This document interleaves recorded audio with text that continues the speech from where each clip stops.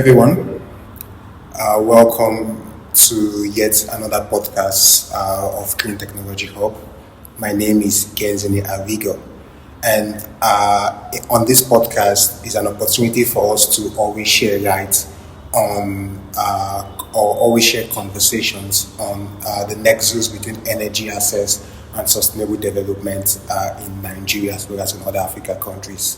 I'm delighted to be here, and with me today we have a very, very important guest joining us, and it's no other person than Mr. Kolade Kolawole, who is the Energy Access Manager at Clean Technology Hub.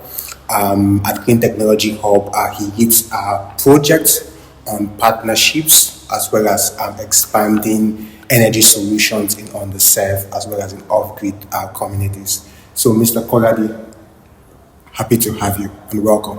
Hello, everyone. Thank you for having me. It's exciting to be a part of this conversation, and I'm glad to be here. Thank you. All right, thank you very much, Mr. Kolade. You see, I'm really, really very excited to have you today here and to be the one actually interviewing you or having this conversation with you. So, Mr. Kolade, I think I would like us to begin this way. So, could you just give a brief introduction about yourself and then the nature of the work you do at Clean Technology Hub? Okay, thank you very much, Genzini, for the warm welcome and introduction. So, my name is Kolade Kolawole, and I am the Assistant Manager for the Energy Access Department at Clean Technology Hub. And to answer the question of what I do, my role is multifaceted, where I provide oversight function for all of the portfolios that are domiciled under the Energy Access Department. And of course, I also lead partnerships, community engagement, programs design, and then of course champion stakeholder engagement to foster the adoption of clean energy in the country, and also looking at the scope of the work I do as well, crossing across all the portfolios under the energy access, from e-mobility, clean cooking and gender, decentralized solar systems, climate smart agriculture, productive use of energy. We leverage all these portfolios to actually bridge the gap in terms of the deficits in energy access in Nigeria, especially where the unserved and the underserved communities are concerned. Right. Thank you very much, Mr. Kolade, for that introduction. So let's begin from something really, really basic. We do hear about last mile community electrification, and we know that's a huge challenge in a developing country as Nigeria, where we are. So in your experience, what would you say is the major challenge, or what would you say are the major challenges that has prevented last mile communities from getting reliable energy supply? Okay, so this particular question is one that we ask every year, across the globe. And looking at the numbers, Nigeria is currently the country that is ranking at the top, I think first, the country that has the least connection to electricity. So that is a major concern, and also about 40%, if not more, of Nigerian population are not connected to electricity. So the problem of electrification in the country is like the story of two tales, where you have the urban population striving to get adequate supply of power from the grid, and those that live in the rural and peri-urban communities are striving to get connected to the grid. So these are the problems. But just to answer your question directly, give that context just to be able to press on it and give a clear answer to that. The challenges, that are opposing the, last mile electrification in the country is, for lack of a better word, is complicated.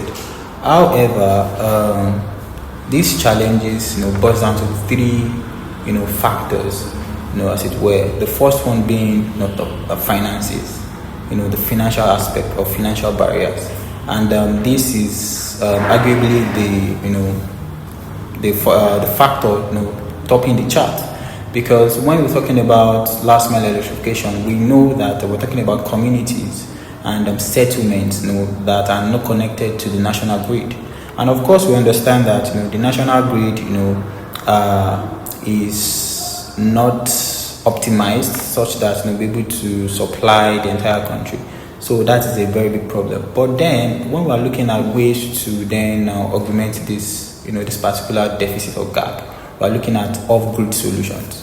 So the question is, are these people able to secure, not the finances or the funding to get, these off-grid solutions? We're talking about, upfront cost, the capital to secure these technologies. So it is one of the problems. Another thing that comes to mind when we're talking about the financial barrier is, the capital, initial capital to start up, off-grid solutions, interventions, or to scale up businesses by investors. It becomes very, very, very difficult for local developers to, sort of scale their businesses to then help, people that are living in last mile communities, get electrified. So that's one of the major problems. The second one is infrastructure, and let me say the geographical locations of these last mile communities. These communities or these areas, they are not in the urban clusters where they have direct access to social amenities or infrastructures provided by government. So sometimes it's difficult for developers to get to these areas. For instance, now take the Niger Delta region or riverine areas, that's around south area of the country. Sometimes it's difficult for developers to get there to be able to set up, all these mini grids in infrastructure because of their inaccessibility to these particular areas. So it's a problem. And also, when we're talking about infrastructure as well, I mentioned initially that the deficiencies, structural deficiencies and technical deficiencies of the national grid, national grid to serve the energy demand of the country is also a big problem. It is an infrastructural problem. So then we'll talk about the problem of policy gaps and policy fragmentation. Now, I usually say that the problem we have, or the challenge we have in Nigeria, is not a problem of insufficient policies, but the fragmentation and ineffectiveness of these policies. We have a lot of policies. For instance, we have the National Renewable Energy Policy, we have the Energy Transition Policy, we have the Electricity Act. So we have a lot of policies that demystifies our approach as a nation to optimize the renewable energy sources we have, such that we're looking to expand the energy mix. However, all of these policies, they are supposed to be synced. They are supposed to sort of link from one energy policy to another. So we have, in all of these policies, we have different projections, we have different ideas, we have different plans or roadmaps. So they are not syncing. So in implementing one policy, you are having to go against another policy, which makes implementation very, very difficult. How does this affect the electrification of the last mile communities? Now, take for instance the energy transition plan. The energy transition plan states, as reflected the sectors that we need to decarbonize. Talk about the clean cooking sector, talk about the transportation sector.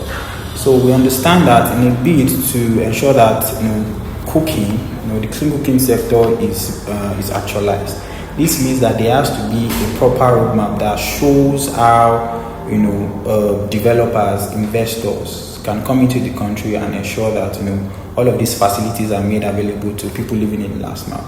But those projections are not there. They are not there at all. If we check the the Electrification Act, the Electricity Act, I beg your pardon, the same thing. We are not seeing that clear-cut, approach, but it gives, the subnationals, it gives them the power to generate electricity, but we are not seeing all of that too. Policies are supposed to be interconnected. One should lead to the other, to give us effective operationalization, which can help us implement projects that can bridge these gaps. So, yes, I'll stop there. Wow, thank you very much, Mr. Kolade. That was, I think you re-expanded on the issue, and you spoke about three distinct challenges, ranging from financing down to infrastructure and then to policy. Now, in summarizing this, I see it as basically structure, that there are no policy structure which has a ripple effect on financing, because capital flows where there is structure, and capital would give leeway for investment, or that structure would give leeway for capital, and then capital would then have to be deployed to invest in infrastructure, those critical infrastructure. Let's deviate, let's move away a little bit to now the fact that in the sector we hear so much. I know that there's so much around risk in investing in clean technology, particularly in remote and last mile communities. And we hear the capital providers, just going back to your point when it comes to capital, and providers of capital often allude to the fact that most of the projects in the clean technology sector are not bankable. What do you really think would be a solution to addressing the bankability of clean technology project, to ensure that project developers can get the capital that is needed for their project, as well as supply reliable and affordable energy to last mile communities? Okay, so as clean technology, our interventions are majorly focused at the unserved and underserved communities, right? Where we ensure that we bridge that gap between the communities and their access to clean energy.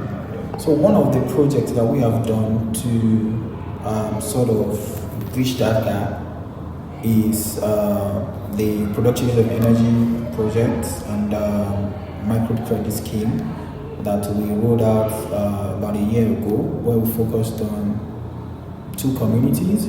Yes, we carried out a survey and we discovered that one of the major challenges that these members of the communities, in the rural communities or urban communities are facing, especially women, access to finance and access to clean technologies. And from this survey, we also realized that because these women keep using traditional energy, traditional forms of powering their stoves and to cook and to do some other things, it has affected their health and it is impacting their business. So we decided to bridge that gap, because one of the things we do and we are good at is that we are ecosystem builders. So we designed a program where we provided capacity building to these women on entrepreneurship, sustainable entrepreneurship, and we also of course brought them together to form a cooperative where you have an internal structure where they can of course borrow money and lend money from the system. And as well, we also then thought it wise to create an external system to support the internal structure. And what we did was we partnered with Microfinance Bank and a clean cook technology provider, where all of these, all of the members of the cooperative, get registered with this particular microfinance bank, and they have access to, facilities, loan facilities, very very minimum loan facilities that they can pay back. They get access to it, and then of course in turn the microfinance bank then of course help in purchasing clean cook stoves. So once they get these clean cook stoves, the microfinance bank then comes up with a payment structure that is easy for these women to pay, considering their financial situation. So we were able to do that. We rolled it out last year, and we closed, the phase of the project. I think early this year we had 100 women, benefiting from it, and we were able to create two cooperatives, across two communities, and 70% of these women now are in the process of getting, their clean cook stove technology. While some of them have gotten it, and it has increased their business, it has increased their profit margins, and we've gotten report as well that their health has increased. So what this has done is that this particular model, this particular program that we designed, it has fostered financial inclusion, access to, clean energy, and at the same time, it has helped them scale business while reducing poverty. So we are looking at scaling this particular model in more communities, just to ensure that the people living in these communities, the last mile communities, underserved, peri-urban communities, now have access to clean energy, be it for lighting or for cooking. Thank you very much, Mr. Kolade, for that response. I think it's a very wonderful work to listen to what clean technology hub is doing in the growth and last mile communities with the energy access project. And I also believe that our audience who are listening to us are also excited about how fascinating this work is. Now, in regards to, you have mentioned, I just want to go a little bit backward to one of the three key challenges you have made mention of. I won't touch on finance now, maybe after this I'll speak to financing. But policy, which you had alluded earlier or mentioned earlier, what kind of policy do you think the government at both national and subnational level would be able to develop that would provide, that would incentivize project developers to prioritize the development of mid-grid or off-grid project in last mile communities? And how do you think that policy will also be structured to ensure, to allow institutions providing capital to also provide capital for this project to increase energy access in Nigeria? Yes, so in terms of policy reforms, the policy reforms that are needed to, of course, revitalize the energy sector, such that the adoption and the implementation of development projects across the country is encouraged. I believe that at the national level, like I said, we have numerous energy policies. And however, these policies, are void of certain elements. For instance, they are void of the government commitments in terms of incentives and such as tax holidays, to developers, to project developers in the country.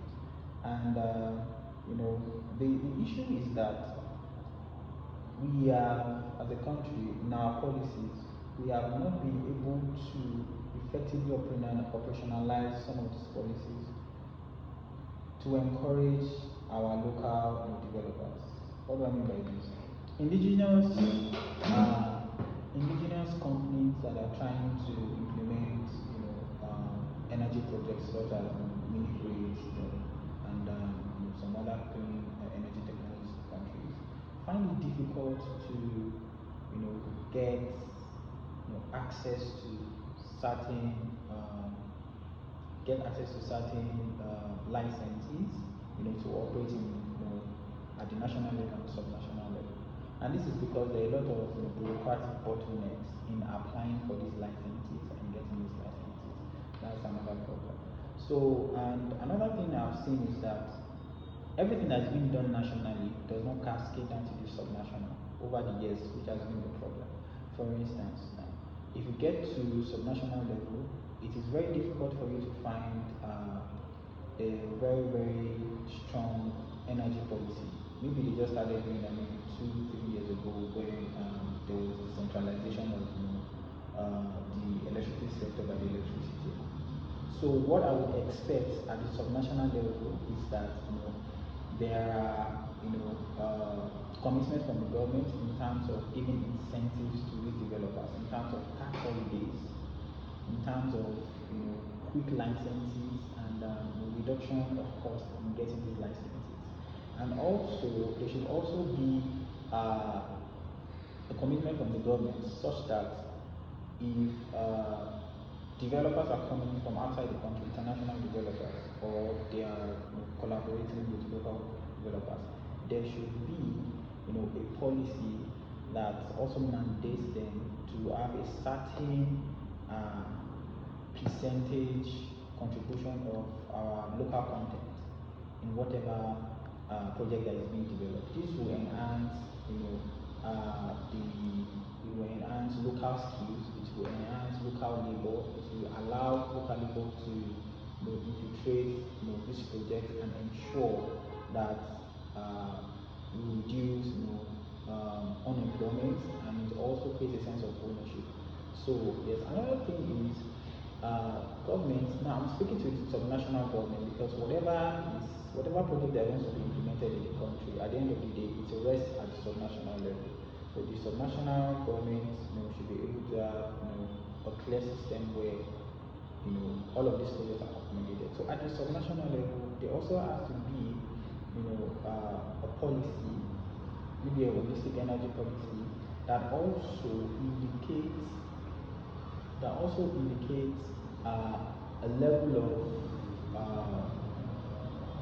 level of security in terms of investment in the in the states. For instance, we understand that Nigeria has an atmosphere where we are politically driven. When one administration gives,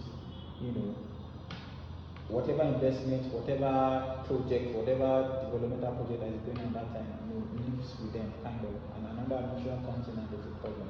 There has to be that extension of security to these investors.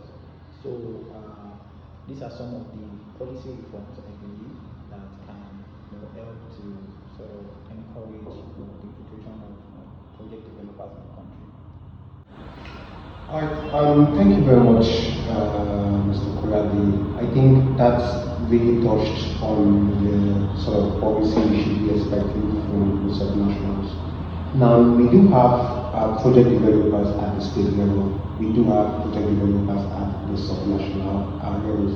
As at some weeks ago, we had a particular state government come to us to look into how we could help them restructuring the national policy in their state, as well as having attract capital also to the state. Now, it was really funny that the states, the subnational at that point, didn't have the state budgets for the energy transition for the green economic sector. However, that is very possible to develop the policy and then to crowd in the financing or crowd in the capital into the state. However, that is dependent on the nature of the projects that exist within the states. And we see that project bankability has been a major issue when it comes to the clean technology or the clean energy space. So what sort of capacity development do you expect or would you recommend for project developers to be able to upskill themselves to a point where they could independently or in partnership with relevant organizations develop bankable project in alignment with good policy that would be able to bring in finances and to bring in capital to subnational areas? The first recommendation I have go to the policymakers, right? Because they are the ones making, the laws. And so for me, I would say it's very important that our policymakers, understand the context, the energy deficit context of the country. One, then two, they use that knowledge to then call for the revisions of existing policies and see how we can sort of create interlinks, like linkages, with these policies. That way, it will be easier for relevant ministries, department, agencies to understand where they come in and how they can effectively, enable the implementation of these policies. And that also would allow a free flow of partnership or connection between the private sector and the government. So I believe that is very necessary. And secondly, the second recommendation will go to project developers. Just like Benzin said, it's very important that they understand policies. It is when they understand policies that they can understand how to then operationalize whatever energy projects they have.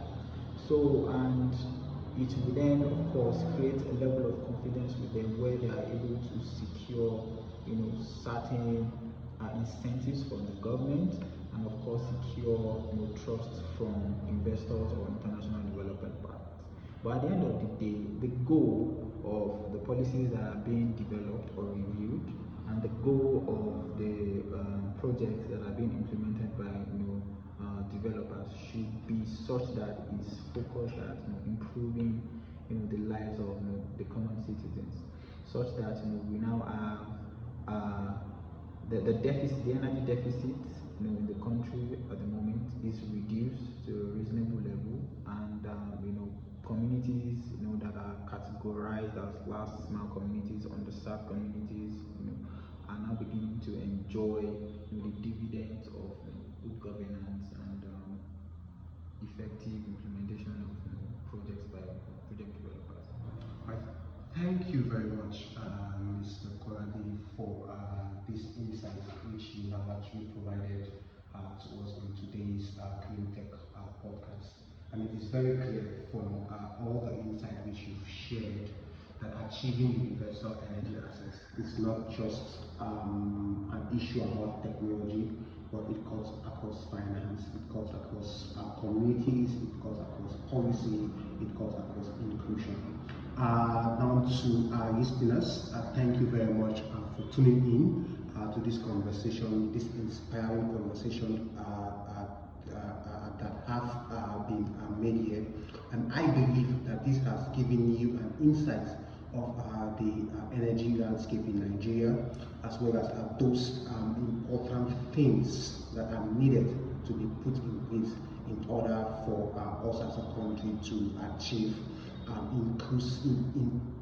inclusion in energy access. So until we see you next time, this is Kenzani, and we are on the Clean Tech Podcast.